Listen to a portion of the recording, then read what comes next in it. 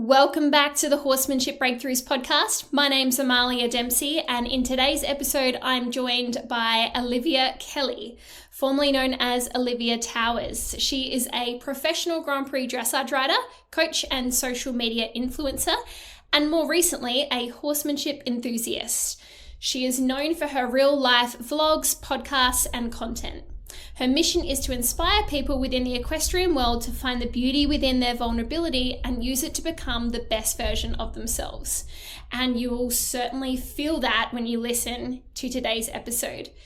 Olivia has an incredible story to tell, which you'll hear all about. But I just think it's amazing that she has been through this journey of becoming a top Grand Prix dressage rider to discovering horsemanship and really learning about horses as a species, how they learn, reading their body language, and horse and biomechanics, and these things that aren't really traditionally taught when you climb those competitive ranks. And I think it's amazing how she has kind of dived in and completely changed her experience with horses. I really enjoyed speaking to Olivia. I love her honesty, her vulnerability. I love that she's an open book. I feel like she just holds no secrets, she just is so willing to share her experiences, no matter how scary or vulnerable they might be. And I think she's also quite open-minded in many facets, in horses and spirituality and mindset, and she's open to change and transformation in such a humble way. Olivia gives you the feeling of safety through her vulnerability. You can sit down with her on a couch with a cup of tea, full British style, and have a really open conversation with her, which I hope that you will feel that from today's conversation. We speak about how Olivia's career as a Grand Prix dressage rider has evolved over the years, leading her to find horsemanship thanks to two special but very difficult horses called Wilf and FJ. We talk about the conflict she experienced whilst navigating top dressage competition and also learning horsemanship. Her drastic mindset shift thanks to self-development, and a huge turning point that led to a mental breakdown and agoraphobia, and how she overcame that. Becoming a mum and the massive mindset shift that came with that, mum guilt and how it affects her, becoming softer after becoming a mum and why this shouldn't be seen as a bad thing. Changes that she would like to see in equestrian sports, what she's studying now, and her personal horse goals, plus so much more. I really hope you enjoy today's episode. And if you do, please let us know. Share on social media, take a screenshot, leave the show a rating and review wherever you're listening, on Spotify, Apple Podcasts, or even comment on YouTube if that's where you're listening. I take note of who shares the podcast, and I really appreciate it when I get that feedback. The other thing is, I do mention in this episode our free Horse Mums Facebook group, and that is available for any mum who, whether you're wanting to be a mum, you're an expecting mum, or you're a new mum or a seasoned mum. It's all about connecting mums who also have horses, so we can share the challenges and joys and struggles and hacks and tips of balancing it all. So if you are interested in joining that, then I have left a link in the show notes for you to do so. It's completely free. Okay, without further ado, let's jump into the interview. Welcome to the Horsemanship Breakthroughs Podcast. I'm your host, Amalia Dempsey.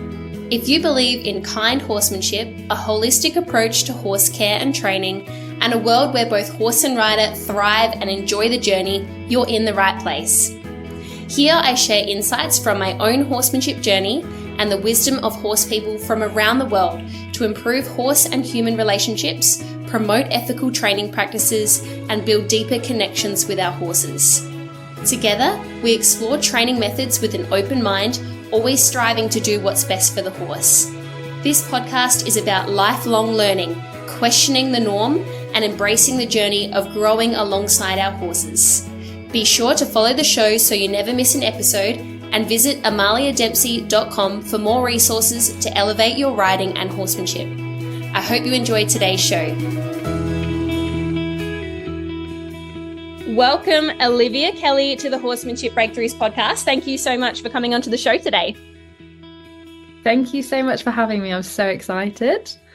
Me too. I think this conversation has been a long time coming, and we've sort of kind of become friends through a friend of Kelly. So, I think it's going to be a great chat. I think we've got a lot in common. So, let's get started. As a professional Grand Prix dressage rider and coach, how has your approach to horsemanship and training evolved over the years? Oh, so it's just evolved so much. And I was looking back when I was reading the questions for the podcast and thinking like where the big changes have been. And I know that you mentioned in a question in 2016, I had like this huge mindset shift of going from being like a very negative person, being really down on myself, to changing it over to being more like positive and going after the mindset stuff. But that actually wasn't where the horsemanship stuff came in. And we can talk about that later. But it was actually when I was having like really big issues with my Grand Prix horse, and he'd had big issues through his whole career of, especially in outdoor shows, he'd just blow up. And so many people said to me like, okay, just do like 2 tests a day on him, or just like warm him up for like ages, or like warm him up in the morning, get back on him and ride him. And I tried that, and it just made it worse. Like he got more stressed, more tense, and I was like, well, this isn't helping. And I didn't feel like I was ever going to wear him out enough for him to relax. And it also just seemed so silly to me, that concept of like he was fearful. And I think, if anyone has been anxious themselves, they know that you can run on adrenaline for a very long time, but actually that's going to break your body down if you continue to do that. And I think that's what I was starting to worry about. Like if I do ride him loads, his body's going to break down, and also it just didn't feel right. So I was at the national championships, and we'd qualified at a Premier League where we'd won a class. So we straight through qualified, which was awesome.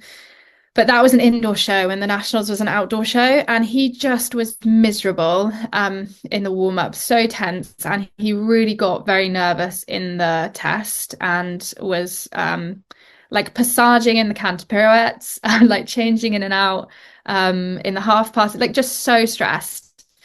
And I came across a lady called Claire Gallimore, who was a dressage rider at the show, and she had trained with Tristan Tucker, and she'd put an advert out saying about like the definition of insanity is repeating something and expecting different results. And that really struck with me. Like that's literally what I'm doing with Wilf. Like we're just doing the same thing, going over and over the same ground and not getting anywhere.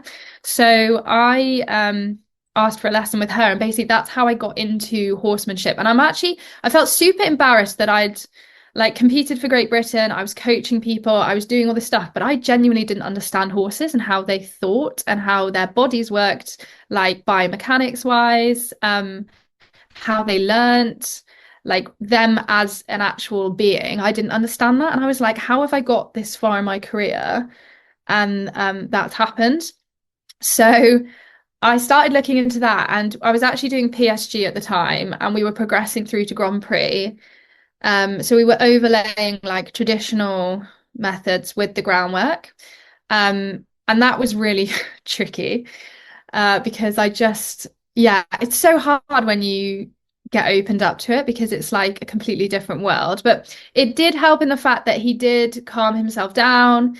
He definitely relaxed. And when I did get to Grand Prix with him, I had an outdoor show at a Premier League. And I had done like, I think in America they call it disengaging the hind legs, but like turning the hind legs in quite like it is a disengaging way, because you're disengaging the tension, but also you disengage the power.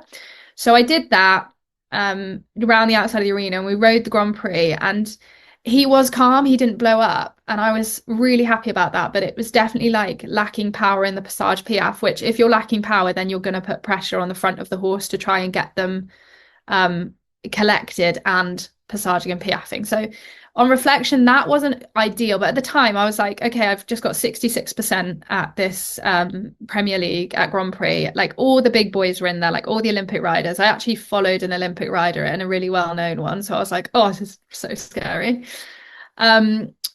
did that and was happy that we got that, mark, and wanted to continue doing the groundwork. But there was this really big conflict of what traditional trainers were saying, what I was learning with the groundwork. And obviously now on reflection of working with Kelly, I realized what I'd done is I'd got the groundwork. It was all about relaxation, very long and low. But for a Grand Prix, you need to teach the horse how to be powerful and relaxed to be able to go between the two. And I didn't have that. So I felt as I was progressing through the Grand Prix that the Wilf, my Grand Prix horse, his body was definitely starting to struggle. He got a problem with his left stifle. I felt like the canter wasn't great on that side. The canter work of the Grand Prix I always felt really comfortable with. And I know that sounds strange, but I felt like we could do it with our eyes closed. It was the trot work, because he didn't have a big trot naturally. I felt like I was compressing him a lot to get him to passage and piaffe, and he was dropping his back. It just didn't feel good. And there were training sessions where he'd like stick his tongue out, and I was like, this feels wrong. And I got told by someone, like, just put more pressure on him to stop him doing that, like hold the bit more so he can't do it. That didn't feel right to me.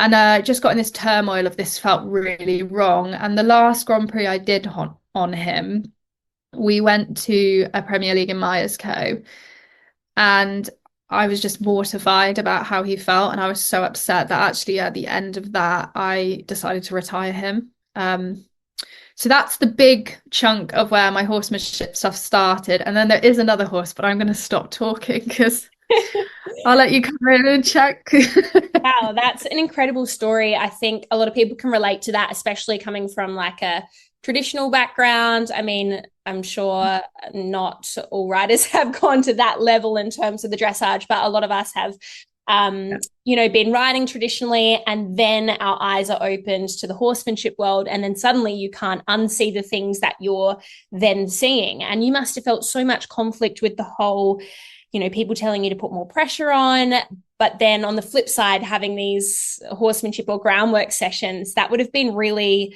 contrasting for you and conflicting. Yeah. Did you feel like, did Wilf start to open up more and show you how he felt more, or did you feel like you were able to identify it better, or a bit of both? I think what's really sad when I look at it, and I try and show myself grace on this because you can only do as well as you know at the time. But actually, Wilf was screaming at me when he was a young horse that there was a lot going on. He was a very, very, like, what you'd call a problem young horse. Like, he'd bolt around the arena. If I tried to push him sideways, he'd go bolt upright. He had to go in a double quite quickly because I just couldn't hold him. The first test I did on him, he left the arena. Like, there was so many signs that he was going, I can't do this. And actually, and I've noticed this with advanced, like, as you get more advanced in the dressage, and I have actually been told this is what needs to be done, is you break their spirit. And you think, oh, they're relaxing, they're more mature, they're getting better behaved, but actually what they're doing is they've just shut down. And some horses shut down to the point where, okay, they can't do the higher level because you're like kicking them round and they're like so behind the leg, you can't do it. And I've seen that a lot. But some horses that are more of a runners will just keep going on adrenaline, but like almost shut down to communicating with you. And I think Wilf didn't shut down for a very long time because he was a very strong character. He kept pushing and pushing even at PSG. And then when I started doing the groundwork and the Grand Prix work, I don't know if he necessarily just got more tired in the body. Although, no, I say that actually, I do think the groundwork did help him to relax. But it was such like a conflicting emotions that, I don't know. I'm trying to reflect back on it. Yeah, I wonder if he also felt conflict too, in that, like, you had these, I'm picturing you had these sessions where, you were really watching his body language and how he felt, like with the groundwork and the TRT work. And then you'd hop on perhaps and just have a traditional dressage lesson. And then he'd be thinking, what? I kind of went and I think transition myself too. And I think the horses were a bit like, hang on, what? And I would spend like a lot of time with him, like in long and low and relaxed and like really, and I listened to a lot of the Warwick Schiller stuff as well, really listening to the small little details. And then I'd hop on for a lesson and completely ignore them. And he was probably like, what is going on? Like, what are you doing? I'm so confused. So there was and I still feel it at times now. There's a horrible conflict, and it was really hard for the people around me as well to understand, because they were like, what are you doing? Like, you're spending a session just stood in the arena with your horse, like not doing much. You've got a Grand Prix coming around the corner, like crack on. And I was like, oh, okay, I don't really know what to do. But I'm so grateful for Wilf for being that persistent character and um not shutting down too quickly to it. Because there's so many things I did with him that I'm like, I can't believe I rode him like that. But he was very persistent. And I think those horses are incredible to keep talking to you and being like, this is wrong, this is wrong. Like you said, I've seen a lot of advanced horses shut down to it. Yeah, that's really sad that you mentioned that, and that people kind of allude to that being a part of the process to get to Grand Prix. Like, you'd think it should really be the opposite, because you think about what the dream is with Grand Prix. It's like the ultimate partnership, the ultimate harmony, right? But in reality, it's not really like that by the sounds of things, especially in kind of modern sports. But we'll talk about that later. Yeah. You did mention that you still feel a little bit of conflict. Can you tell us about that? Oh, well, where to start with this one? So, and I think this is where I can show, you know, when you see riders and they're being really, you're just like, what are you doing to that horse? I completely hate it because I've seen a lot of it, but I also can be like, I get what you're going through internally with it, because there's it's really hard when you're trying to make a living off it and results are quite big. So I still feel at times when I've slowed down, and I'm massively slowed down now, especially becoming a mum, like so almost embarrassed of my horsemanship journey and like that I'm taking it slow, because it is a little bit shunned upon and people can just think, what are you doing? You're wasting your time. And that for me is quite conflicting, because like in my spirit, I know what I want to do with the horses, but then reality comes in and I'm like, how am I going to get clients? How am I going to, like, there's that slight ego side of you as well. Like, I don't feel good enough or worthy enough if I'm not competing to a high level. And that's so much better now, but it still comes in a little bit. And I think for me, the biggest conflict is that what keeps creeping in is I'm not good enough, or like I'm not good at this horsemanship stuff. Why am I trying to do this? And you want to go back to your comfort blanket of traditional riding, because it's more impressive. And I want to do like the quotation thing with my fingers, but you obviously can't see me, but it's more impressive to like Instagram or people going, oh wow, you're competing at Grand Prix, rather than, do you know what, you got your horse to, I don't know, on the ground, like do this perfect shift of weight back and forwards and listen. Like, that's not impressive. And I know that from putting on social media, me in a Grand Prix with a tense horse gets way more likes and shares and, oh, you're so incredible, to me messing around with a horse in the arena. And obviously there are horsemanship people who, like, you know, can do incredible things where people are like, wow, that's awesome, but I'm not there yet. And it's not that I want to go and show off, but it's that I'm not like them and I'm not good enough, and who am I to think I can change over, and will I actually ever get to the point of being able to really refine things and get them good?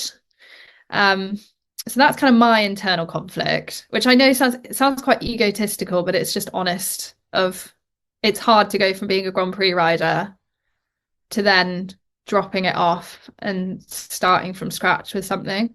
Yeah, it kind of sounds like, well, thank you for being honest, first up, but it does sound like you're kind of in limbo between both worlds. And I can relate to wanting to kind of return to who you previously were, because there's like comfort and safety in that. And as you've mentioned, people in general seem to put that type of success on a pedestal more. Like, if you're not competing, what are you doing? Like, that's the general kind of opinion that I hear from people. And to be honest, I used to think that myself. I used to think, like, what's even the point in having horses if you're not riding and competing?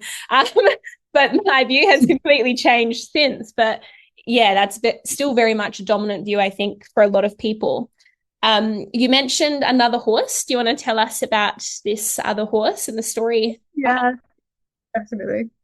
So the next horse that came in that massively shifted my view of how to train was a horse called FJ. And he's got a really, really long history. And I was lucky enough that what happened is a girl who was working for us bought a young horse. he was called Jack at the time. He came in, he was 3 years old, and he was very, very feral. I think he'd been brought up in a barn, so hadn't been outside much. That does happen. I don't know if it happens where you are, but in Europe, I think they don't have enough land, so sometimes they raise them in barns. Oh, wow. So he just was a little bit like, yeah, not sure of the world. We turned him in the indoor school and he went mental, but oh my gosh, he moved. I was like, wow, like incredible, like amazing. So the girl who was working for us at the time, she had a horse that had an injury and she didn't want to turn him out in the field. So he spent all his time in the box, went on the walker twice a day, and that was all he did for 6 months before they started backing him. They started backing him. A girl who was working here started backing him. She'd backed horses in the past, but I don't think she'd come across one like this. They started and had a lot of trouble with him putting the saddle on. So the first time they put a saddle on him, he freaked out.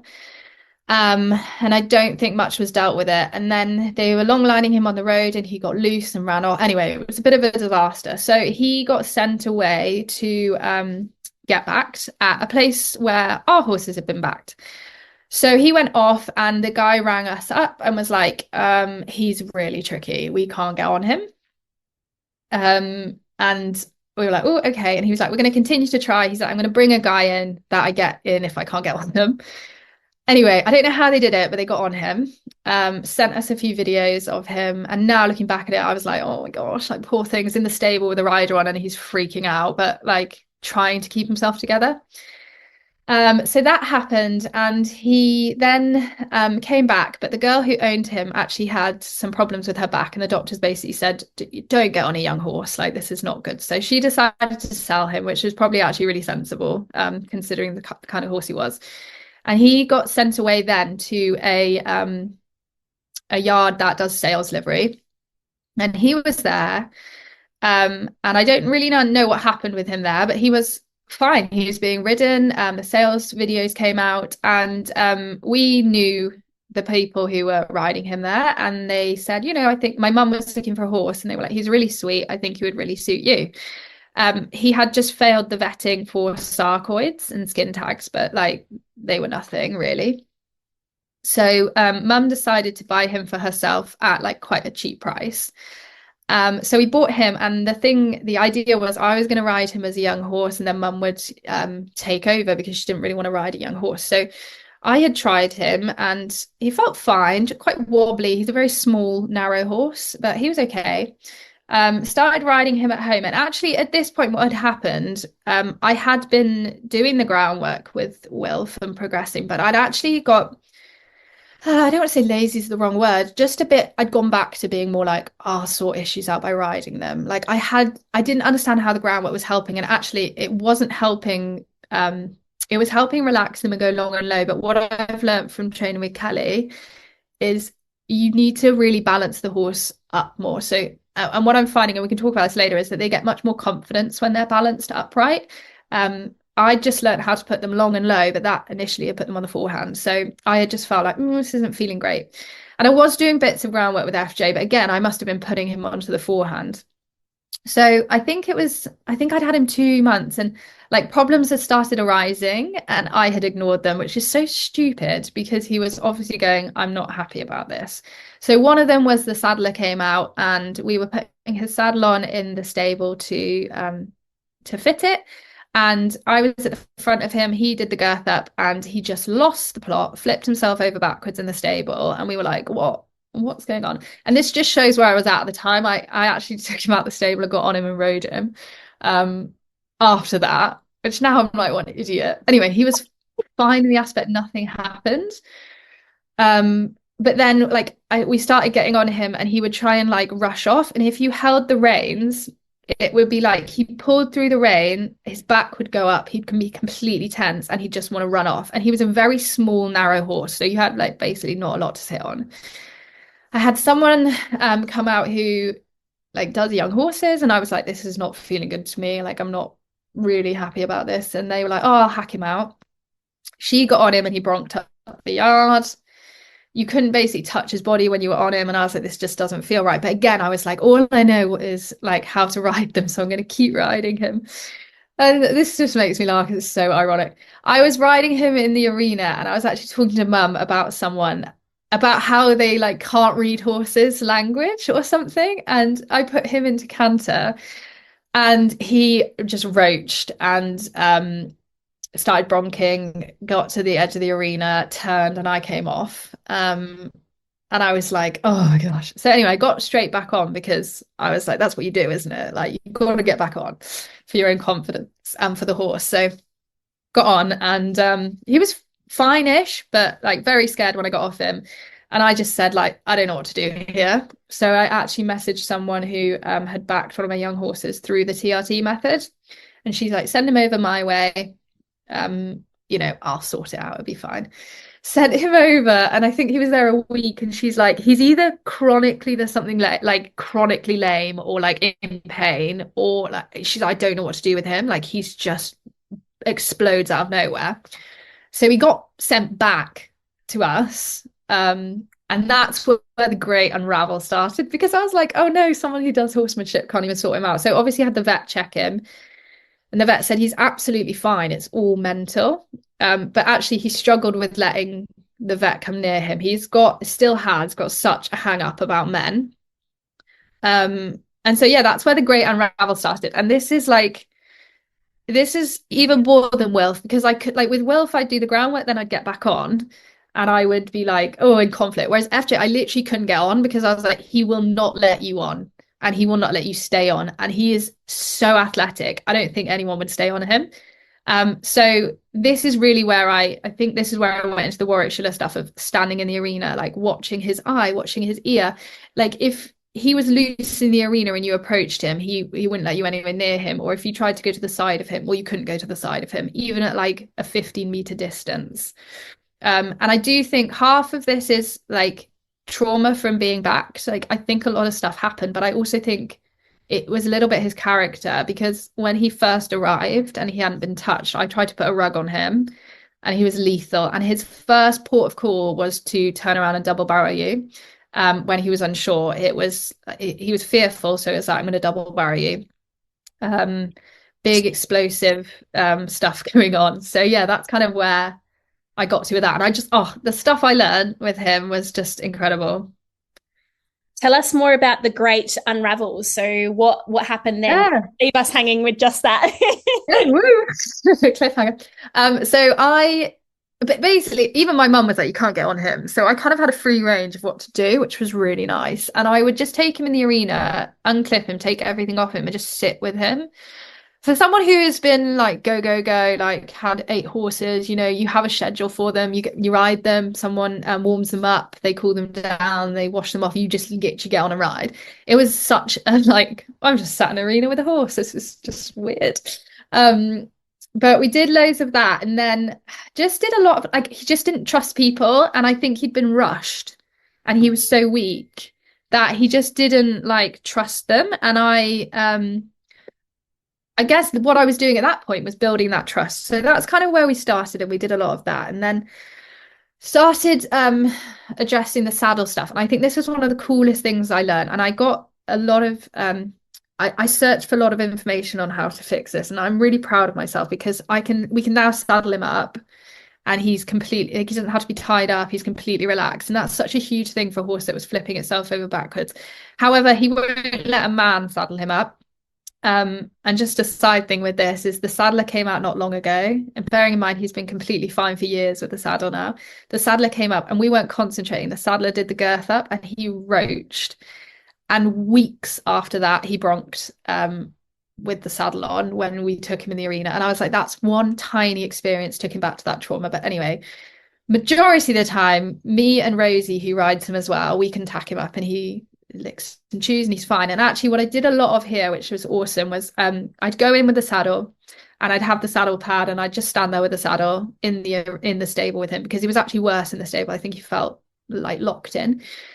And when he relaxed and licked and chewed, I would take the saddle out, and then I would like chill out for a bit, and then I'd come back in. And then when I looked relaxed, I started doing that with the numbner. I'd put the numbner on, And I wouldn't have him tied up, and I completely let him be free in the stable. I didn't want to pin him down because I realized that was his big thing. He didn't want to be restrained. And he'd move around and he'd be like, oh, I'm not sure. And then if he went and ate some hay, or he licked and chewed, or he blew out, or he just relaxed, I would take it off. So I was basically training him like, when you relax, the pressure comes away. Now, I'm not saying this is completely the right thing to do. And I think as you learn, there's obviously different methods and there's so much to learn on this. But for us, that worked really well because he learned I can relax and the pressure goes away. And I think it's also for him to know the pressure would leave, not that I'm just going to do your girth hub and it's going to stay with you, because the traditional way of backing of what I've seen is they tack them up, they lunge them, and they make them go. And these horses are running away from the pressure and they go until they're exhausted. And I think that's maybe where he picked this up. So I really wanted to undo that. And it was a lot of back and forwards of doing that. But I'm so proud of myself for we did it. And I'd do the same with the girth. I'd do it up. If he relaxed, we'd undo it, take it all off. And I spent weeks, maybe months doing that. And then we did the same with getting on him. I taught him to present to the mountain block, have someone stand by him with a mountain block. Okay, great, that's fine. Go out, we're done for the day. Come back in the next day. Okay, can we like touch you and stroke you? Great. Okay, we can go out. And then the girl who was helping me do him, again, because I didn't feel confident enough. He was so explosive. I didn't feel I had the knowledge to help him if he had a moment like that. And I didn't want to scare him. So actually, on reflection, I probably could have done it because we never had any big explosive moments. But we did that with the mounting, and then we'd do it bareback. We'd lean over him, which was great. But actually now, the one thing that I didn't used to understand is if we turned his hind legs, which I had seen a lot of horsemanship people do, to relax them. I'd done that with Wilf. It didn't work with FJ. He'd blow up then. He would get very, very nervous. He'd puff his body out. And now what I came to realize is that he was so out of balance that turning the hind leg and disengaging the hind leg made him feel more out of balance with a rider on, even if you're leaning over him, that he got nervous. So FJ's big thing was, one, he didn't trust people. We sorted that out, but he lacked so much proprioception and balance, and he was so weak that it would have been terrifying to have someone on your back and be that weak and then be pulled around and manhandled, that his only way of saying I can't do this was to blow up. And I think it was the only way of preserving his body was to like tense up. So yeah, that's kind of where we were with him. But it's been a funny journey with him. It's been years of on and off work. Because I didn't ride him, I was relying on other people to come, and he didn't get consistent work. And I honestly think everything happens for a reason. And I recently started riding him again. And I really think he was waiting, or like, you know, if you believe in like a higher being, or like for me, it's God. I really feel like it was just, you know, this horse is for you. Like, you need to do this. You need to help him. You need to get on him yourself. And it took a while for me to build the confidence to do that. But I've recently started riding him alongside different things that we're doing with him now. And I just feel like we're getting somewhere. But I'm happy we took the time to let him trust us, even though it doesn't look like we've got very far in the years we've been together.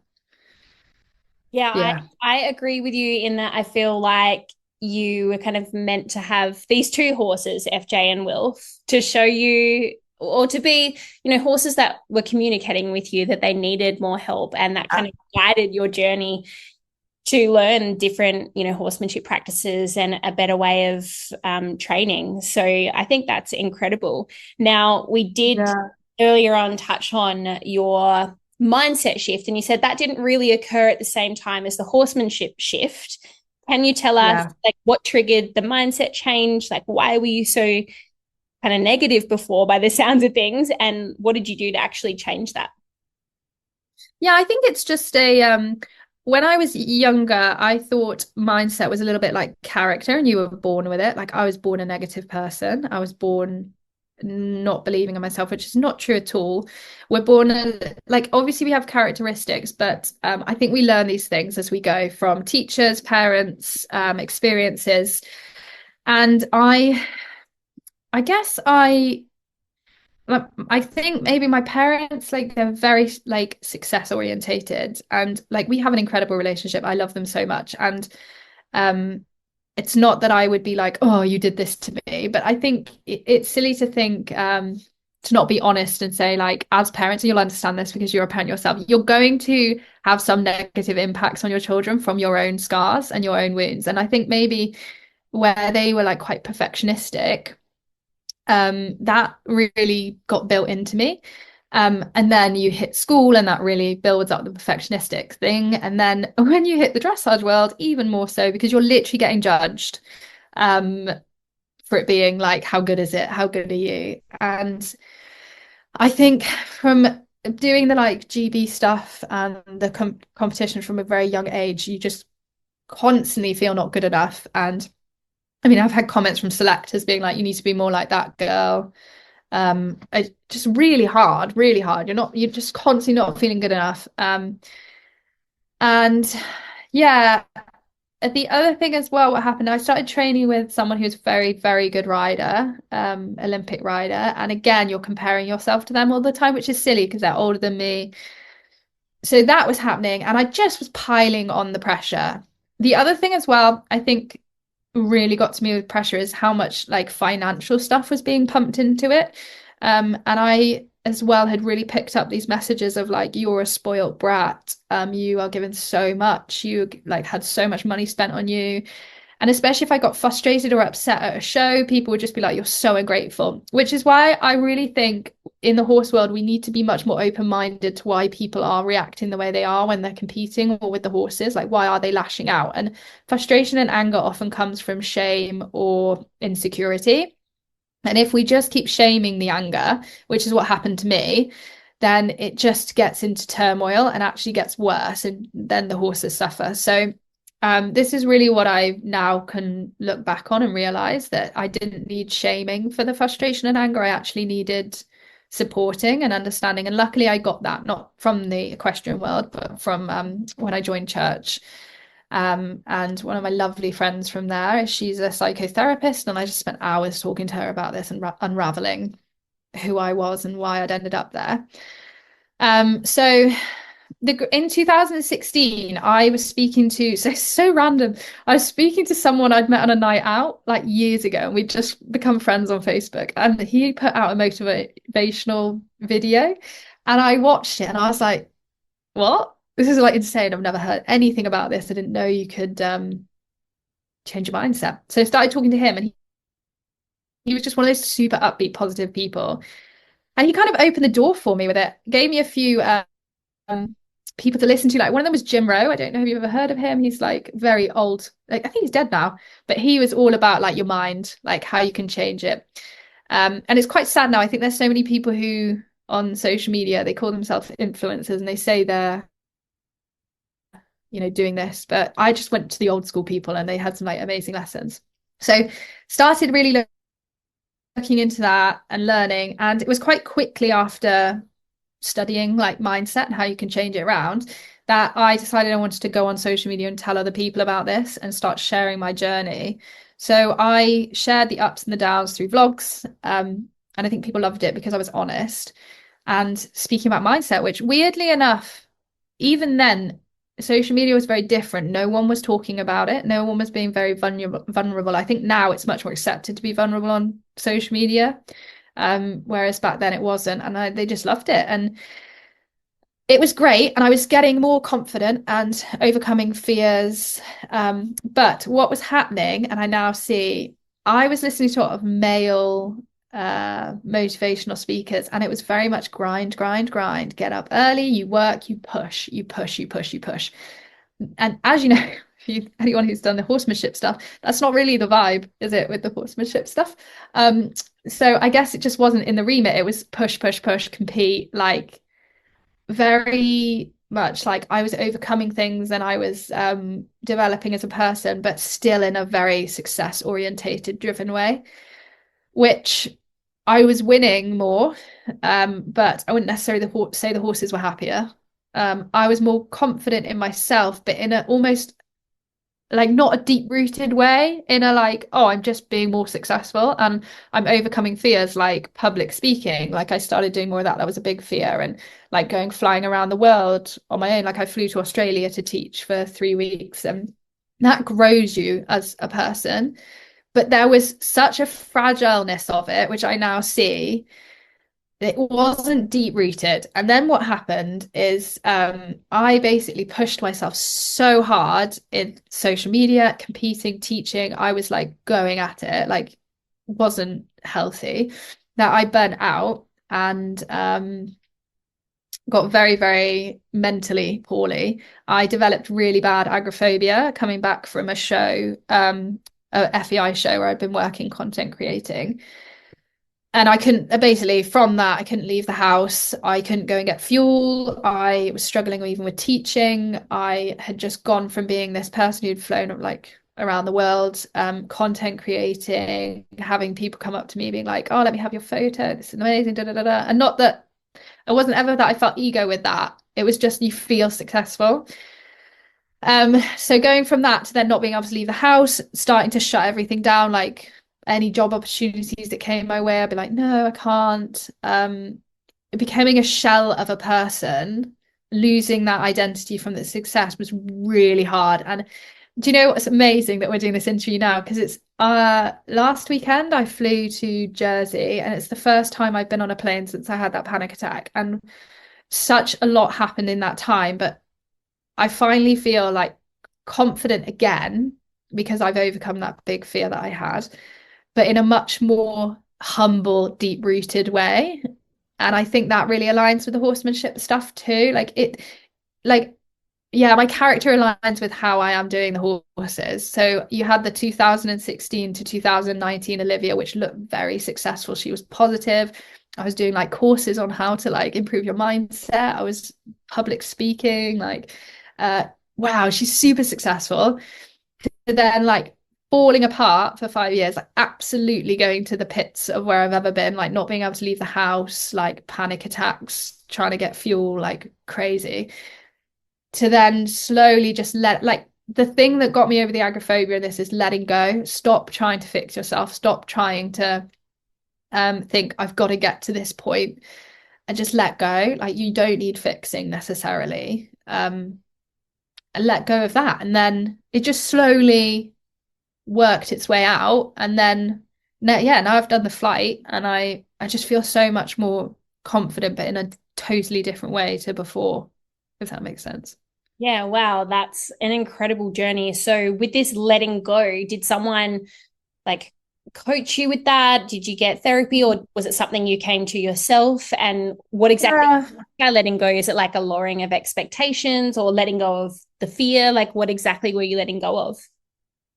I think this is super interesting, and not that I'm not against that. I'm not against therapy at all. I think it's super important we talk about our problems.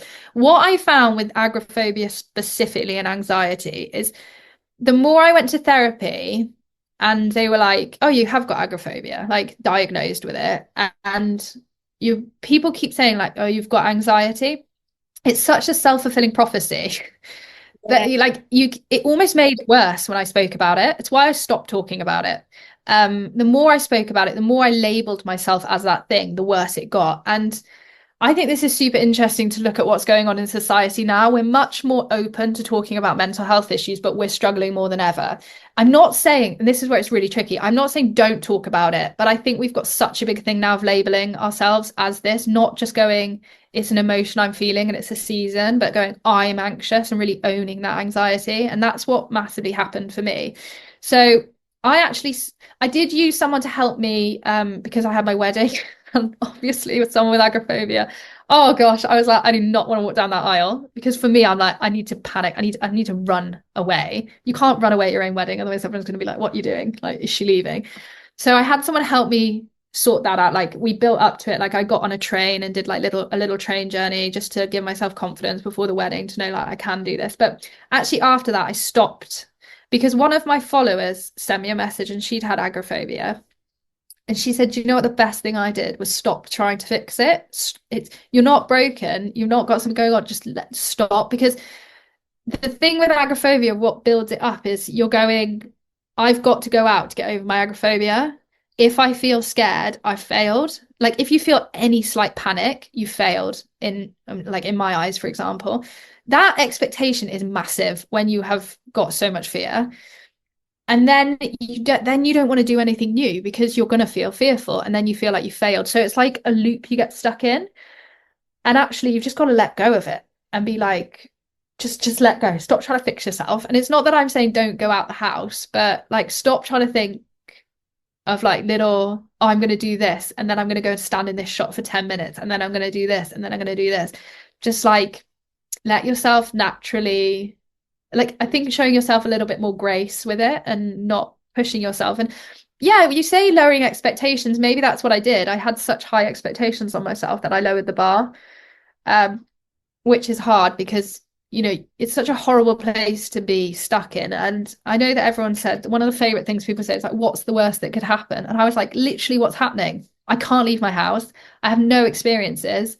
I'm missing my life. That's the worst thing that can happen. And the fear is doing that. So that never worked for me. I was always like, it's happening now and it's continually happening. So yeah, I think lowering the expectation, taking the pressure off myself, and also shifting my mindset. So the massive thing that's happened is me becoming a mum, and I shifted the mindset from selfish to selfless. And I think, it's not until you become a mum that you really start caring for someone else that you like. For me, I truly understood that. So definitely Perrin has been like the huge thing for me. Of like, I just couldn't think about myself all the time. Like when I had him in hospital, I was in hospital for 3 days and I had like panic attack after panic attack because I was stuck in there.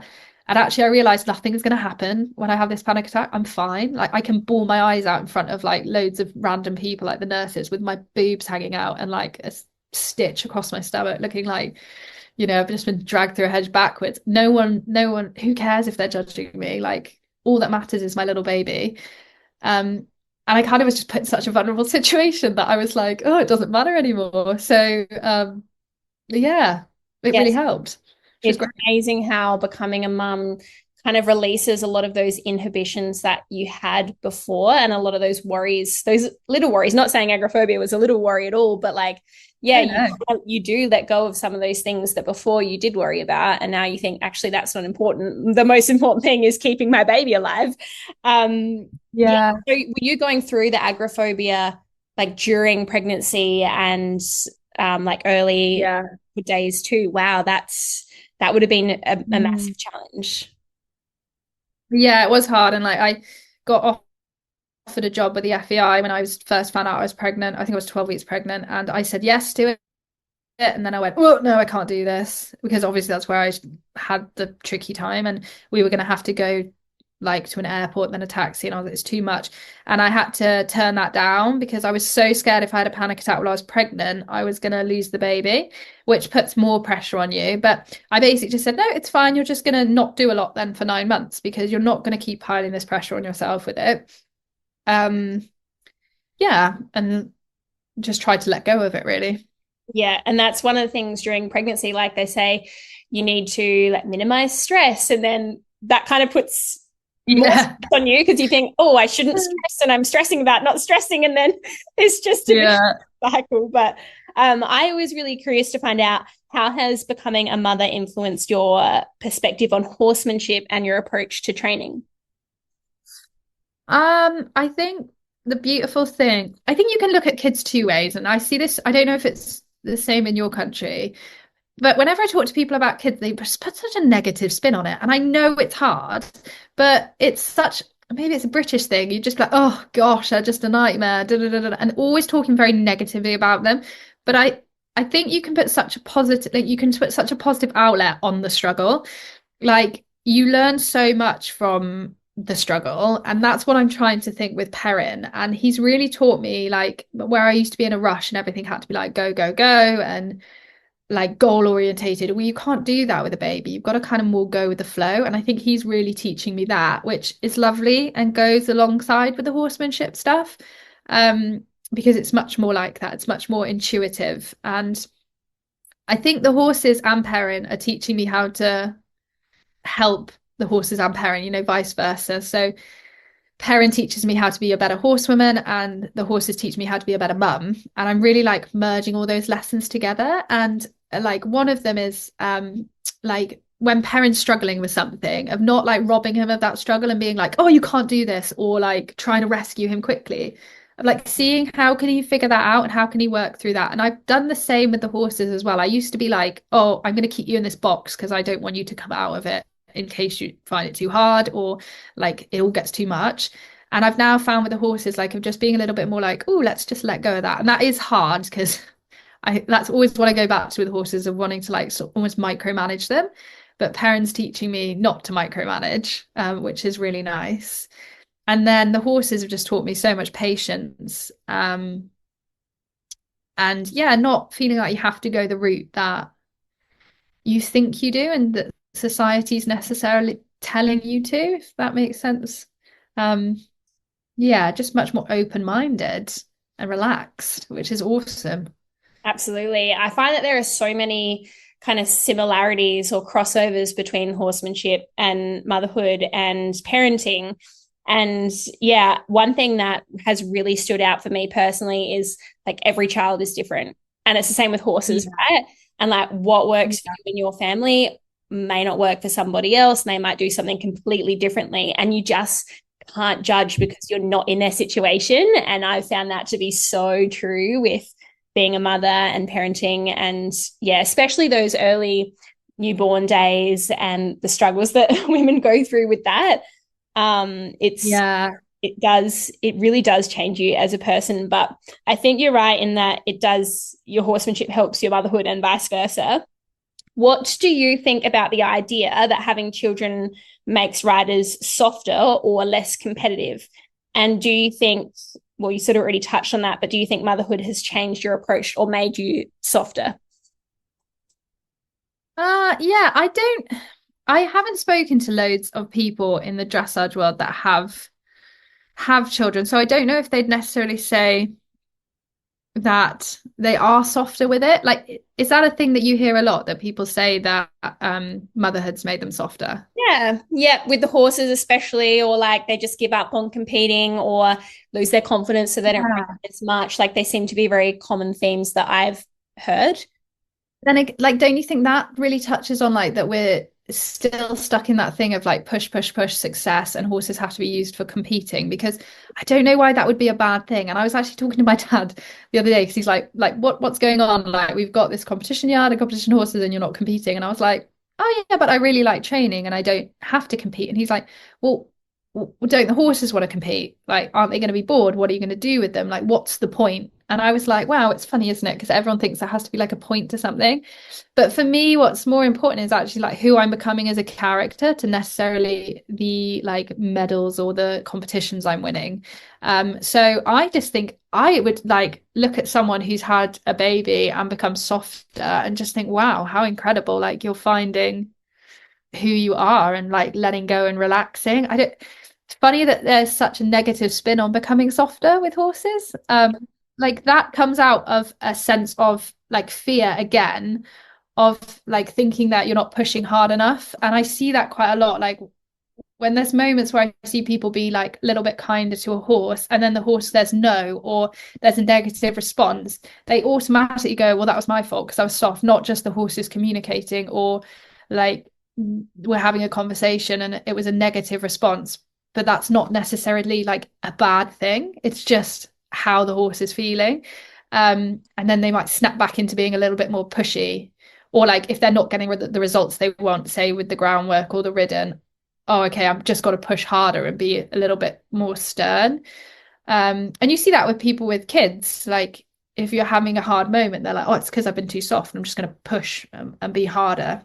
But I think it's looking at the broader picture, not just in the moment. Like what's the canvas looking like, not just the stitch, if that makes sense. Like what's like, or the stroke, sorry, rather than the stitch. Like what is the overall picture looking like, rather than that little niggly bit that you're having.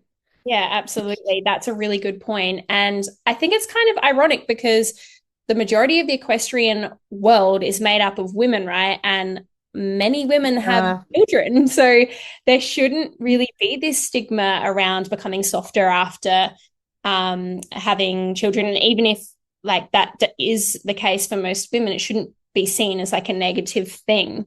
Yeah, you're right. Thank you for bringing that up. Many equestrian mothers struggle with mum guilt. I'm sure that you've probably felt it, feeling like you're either neglecting your child or neglecting your horse. Tell us about your experience with this and how do you manage it? Yeah, it definitely is. Mum guilt's huge. And it's the thing is with babies and children, it's forever evolving and you think you've nailed it and then it changes. So I really struggle with the fact of like I've got into a routine and then something's changed, like his naps have changed or his needs have changed, and I'm like, oh no, what do we do? But I was super lucky in the fact that we have like a bigger yard and we had other people's horses here. So it almost could function without me because we had people like working on the yard. So when I'd first had him, it was kind of agreed that I'd just, cut me off from like having to do the horses. And I'm so glad because I had a C-section and it was not great. And I don't know how I would have done the horses because we had so many. It would have been so hard. And then as it's gradually evolved and I've come back in, it's been such a hard thing of like, I almost feel like I learn it too late. Now I look back and I'm like, oh, in that season I could have done this, but I've only just figured that out and now I've moved on. And I'm like, now I'm trying to figure out how do I cope with all of this and like parents' needs on the horses. So I just don't think I've got it figured out. Me and mum are constantly having conversations about how to do it and how to change things. And we're going through like a big thing at the moment of whether to sell some horses. We've got 6 of our own, and not just because of pairing, there's other reasons, but like managing that amount of horses is really hard, especially when you want to slow down with them and not be rushing. And then, yeah, I do feel really guilty with leaving Perrin if I'm with the horses, but my mum is incredible. And I mean, that's what I would say. If you've got a grandparent around, that's really helpful. And I just wouldn't be able to do it if my mum didn't help me with Perrin. And the guilt with the horses, yeah, I still do struggle with that. I'm not going to say I've completely got over it because although I want to go slow with horses, there's a certain amount of time you need to spend with them to train them and to strengthen them up muscularly. Which definitely for what I work with Kelly and what like my goals are, you do need to give them the time to teach them to come off the forehand, to become equal, to become strong. And I find it hard that I don't have that time with them. So sometimes I feel like it's 1 step forwards, 10 steps back because I'll get them strong and then something will happen and I won't be able to train them as much, and then we'll go back and then I'll push forwards. And I used to find that really frustrating, and almost go, what's the point? We're just going round in circles. But again, it's trying to zoom out and look at the big picture and trying to think if I can just do a little bit, that's better than nothing, which I also find hard because I used to think I've either got to do it properly or not at all. Like quite black and white thinking. So I don't feel like I've got any good knowledge or advice on it because I'm like in the thick of it really, of trying to figure it out. Yeah. The messy middle. Yeah. Same here. And in our Horse Mums Facebook group, there's like a few questions that people answer before they come into the group. And one of them is like, what is your biggest struggle being a horse mum? So like a mum of humans and horses. And the number one thing that people say is the mum guilt. And it's funny, like before I became my friends who are mums would talk about this mum guilt and I'd just be like, oh, like that's not a big thing. Like you have no understanding of it. And then when you experience it, you're like, oh, I don't know how to deal with this. So yeah, it is a big challenge that a lot of mums face. Aside from having a good grandparent on board, do you have any other time management hacks or tips for mums who also have horses? I think this is difficult when they're really young, but what I'm now starting to find as he gets older is they can join in with you. Now, obviously, safety point of view, like you can't just have them like you need to manage that in, but like with actually doing the horses, like he loves hanging out on the yard and he loves being around the yard and doing the jobs. Like for him, like mucking out a stable or like poo picking with the quad would be like the best day ever. And I think of not feeling like you have to separate that's not the word. Separate, that's it. Separate them from it. I think that's really cool, is what I'm learning. Like he can join in with me. And I actually took him, like, so I've started teaching again, and I took him with me coaching. And I was quite nervous of like what was going to happen. And again, I just had such low expectations. The people I were teaching, they're lovely. They have kids. They were like, look, if it doesn't work, it doesn't work. And I'm quite upfront and I say, look, if I can't teach you, like, don't worry, like no payment. It's just one of those things, like we've learned a lesson here. Like I've tried something, and just not being afraid to try with them. And if it doesn't work, that's fine. And I know it's different because not everyone's like a coach, but if that's like going out with you and your horse and the baby, like, you know, even if you just drove around the block and then went back, okay, cool, you tried it, like it didn't work, or like actually this is fine, I feel like I can venture out, and trying to just merge it together without, yeah, I think because my brain was quite black and white and separated, that's something that I've been like, wow, that's amazing. That might be so obvious for some people, but for me I was like, oh, I can merge them in. Yeah, I think for me, Yeah. it was just a matter of necessity in that some days, like I couldn't feed the horses without my daughter being there. So she just had to join in. And now she joins in on the feeds every single morning and loves it. However, her sandpit is very close to where we make the feeds. And sometimes she tries to put some in the feeds. And I'm like, that is the worst thing we could be putting in there. Oh no, Yeah, don't I've do got that. an eye on her with that. But she does love putting like the vitamin and mineral mix in, which is like, it looks similar to sand. Oh, So I can see how she's got the right idea, but that's we're probably a little way off her being able to do them independently, which would be great at some point. yeah.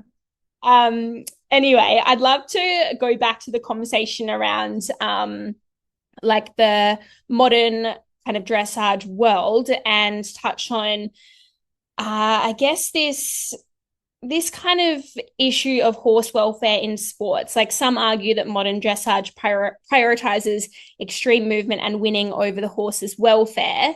And obviously, this has been a huge topic of debate recently, with lots of kind of abuse coming to the surface in like the media. Do you think the sport needs to change? And if so, how? Yeah, 100% definitely needs to change. And I really have seen that firsthand how sad it is, like what's going on.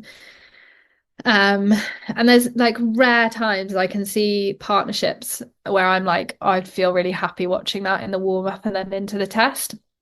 But I think it's such a huge problem. It's not like what we see a lot on the social media is like just shame the rider, and like like with the riders that have been banned recently and all that stuff.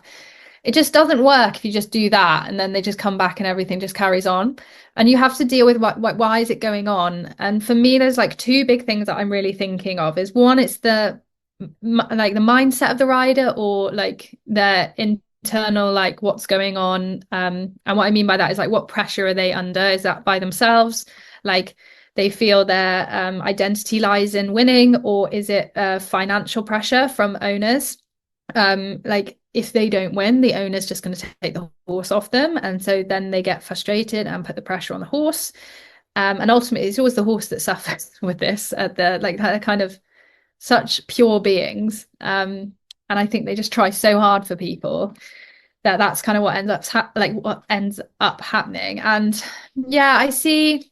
For me, I think it's a big one is money, and pressure, and like people's identity lying in winning. That's what I've seen the most of.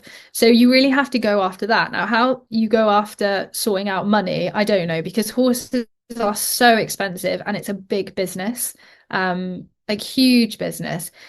And people are going to always need to earn money, but that you're going to have people, aren't you, that are going to do whatever and be quite ruthless to do it. And horses are expensive to keep. That's the other thing. I think that people are under pressure with that. So for me, if like I could logically try and fix it, I think we need to have more conversations around riders, like how are they dealing with everything overall, and have maybe some like support for it. So like when you become a rider and you open a yard, you were just like say like talented with horses, and now you have to become a business owner. You have to be able to be good with relationships of like looking after staff members. you have to be able to navigate all that stuff. And now like they all have to do social media, and I think there needs to be much more like support for the rider, which seems strange because obviously everyone goes after supporting the horse, but ultimately who is looking after the each horse is that rider, or the owner. So that's kind of my thoughts on that. The other thing that I think would be really cool, and I've seen a few people talking about it, is at dressage shows, is bringing in really good like horse behaviorists and having them on like the judges panel as well as the judge, because really what frustrates me with the judges, they just keep rewarding these big movements, and it's so clearly wrong. Like I think even if you didn't understand horses, you could watch and say that's clearly wrong, but they keep rewarding it. And I think there needs to be so much that needs to be stripped back and that needs to be looked at more. But I think what's so hard is there's not many people doing it really well. And so like where do you go with that? And then the other thing I think from working with Kelly, and like I'm such a fan, as you can tell. Same here. Her understanding of biomechanics and how a horse's body works. Of course, she's extremely good with how their minds work, but how their bodies work and each muscle and like what happens through a half halt and how to like get them into this shape without pressure, or like consistent pressure, is so incredible, like mind-blowing, but also so simple. She makes it so simple and so obvious that when she says it, I'm like, well, of course that works. And I think if more riders understood the biomechanics of horses, like what I was saying before of when I was struggling with Wilf and the passage, pulling his neck shorter and putting more pressure on the bit is going to shut the hind leg down, drop the back, and it's not going to have the effect you want. Even if it's like wrong to do to him, it's not going to work anyway. So why are we doing that? And I don't think people understand enough about that. So I think more education and knowledge around biomechanics, more like people understanding that. And I mean, it just shows I cannot find a trainer in the UK, like just cannot find one. That's why I train with Kelly online, because not that I think some of them are incredible horse people and they understand the horses, but I just don't think they actually get the biomechanics of it. And I quite like to understand what's going on. And they genuinely don't know. And I find that baffling. And then they get frustrated if I ask the question and just get annoyed at me. So I find it really difficult to find a trainer. And that's sad. Like that's in the whole of the UK. There's so many horse people here, and I can't find one person that gels like what does what Kelly does, which I just find baffling. Yeah. Yeah. So Yeah. there's lots. Sounds like it. And I really like your perspective on kind of being empathetic towards these riders who do have a lot of pressure on themselves when they become a trainer and have to wear all these different hats. And I feel like maybe that kind of links back to your early days with Wilf and FJ, because like I'm sure you absolutely loved those horses at the time, but you only knew what you knew at the time and you were just doing what you thought was best. And I feel like these top riders are kind of in the same boat in that I can't imagine that. Well, I'd like not to imagine that any of the top riders hate horses, right? Like they love their horses and they want to do the best by them, but they genuinely don't understand like the horse behavior, the biomechanics, like all these things that you've mentioned. So yeah, that is definitely one of those kind of missing links in the sport, which you would think would be one of the core things, right? Yeah, it's wild, isn't it, that you can be competing them to such a high level but not understand like maybe how they actually work, like how they actually learn. How does a horse learn? How do they think? The general biomechanics of a horse. Like they just don't, I think a lot of people don't know, which is crazy. Yeah, it is. I'd love to know from you, what are your own personal goals with horses now? They've definitely relaxed, but I do think again, if I draw out and look at the big picture, I would like to go back to competing, but with happy, relaxed horses on my own terms, not following the set pattern of like I don't want to say British dressage, that it's wrong, but do you know what I mean, like setting the like, oh, I've got to go to the nationals and the regionals and we've got to be doing this to qualify and like just stepping back from that and being like, no, I'm just going to compete on my own terms. Competing for fun. Yeah, which sounds weird. I don't know why that sounds weird, but it's like, oh yeah, competing for fun. I just didn't think about it like that. But I do have such a goal of being able to do a Grand Prix harmoniously because I know the feeling I want. I've always known the feeling I want, and that's why I used to get frustrated when I didn't have the knowledge. And there's moments where, like I said, in the canter work, I felt those moments of harmony. And I know working with Kelly and her knowledge, I could get those moments in the trot. And then if I could manage to get that in a test, like, well, I mean, it's harder in a test because things are just more difficult. But even if I could train at home through that stuff with it feeling super like harmonious and light, like amazing. But I'm quite happy that that takes me till I'm like 65. Like, I don't, it's not a time limit, or if it doesn't if I don't get there, I'll be more happier going this way than if I'd rushed it to try and get there quickly. So that's the goal. And then there's loads of other things I want to do. Like I've just started thinking about wanting to learn about riding them with the neck rope. Again, just to have another way of like getting them lighter in front. Um, I'd love, this is such a dream of mine, to be able to take my horses like to a forest or a beach, and have them like a dog, like, you know, they like just recall and like, oh, I just think it just is amazing. But I'd have to let go of a lot of like worry of like the fear of things going wrong. And maybe that's like another season of time that I look into that because I don't want to overface myself with too much. But yeah, if I could, I mean, I don't know if you've seen Yvette on Featherlight Horsemanship. I watch her and I'm like, oh, just dream of doing the stuff she does. Incredible too. Yeah. And right Yeah. now, are you sort of mainly focusing on the work that Kelly's given you? Is that your focus with your sessions with your horses currently? Yeah, definitely. And what I found, like I used to be like an information junkie and read loads and like look into loads of things, and it all just is a bit overwhelming. And I think it's better just to pick one method and kind of work through that because not like a lot of them are going in the same direction, but they may have a slightly different way of doing it. And I think if you start pulling from too many places, it can get quite conflicting. So I'd prefer just to work with Kelly, truly understand like her process. And then, okay, cool. If I want to pull other things in, fine.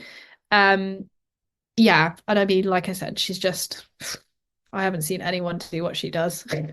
She is pretty amazing. Like when I first came across her PR videos on Instagram, I haven't seen Yeah, anyone like no.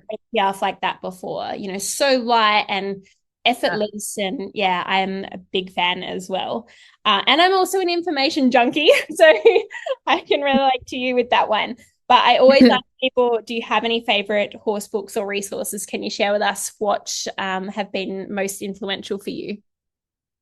Yeah, so being totally honest, at the last year or so of having parent, all my information I've been learning is about babies and Yes. like really got big into like nutrition for like myself and him. So I'm just studying that. So um I mean that's really I don't really think I've been reading anything to do with horses except for like working with Kelly and looking at her online stuff. So no, I think I learn a lot off mistakes like myself and then figuring out of like something's gone wrong and then going down the rabbit hole of like trying to figure it out. But no, I did read that question and I was like, oh, I just don't feel like I've got a book to be like, oh, I'm reading this. Especially being a mum, I just don't, I listen to podcasts rather than reading. Yes. Um, yeah, Yes. so no, not at the moment. I love listening to podcasts too. And on that note, can you please tell us about your latest podcast venture?